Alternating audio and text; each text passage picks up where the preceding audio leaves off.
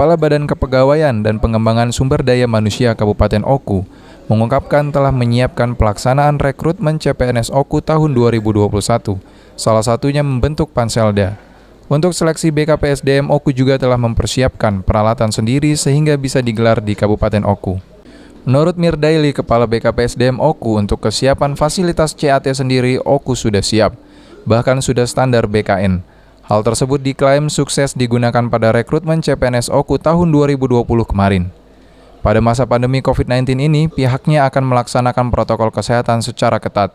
Bahkan untuk peserta yang berasal dari luar Sumsel dipersilakan ikut seleksi melalui BKN daerah masing-masing untuk mengurangi mobilitas warga dari luar daerah.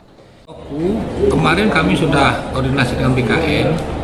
Seperti tahun kemarin kan ada yang dari luar Oku ini bisa tes di BKN masing-masing. Nanti pada saatnya nilainya kan bisa disatukan karena mereka mendaftarkan di Oku, nanti dijadikan nilai untuk di Oku. Itu kita sudah bersurat juga untuk menghindari nanti lintas orang dari luar masuk ke daerah Sumsel. Dan mereka silakan daftar di Oku.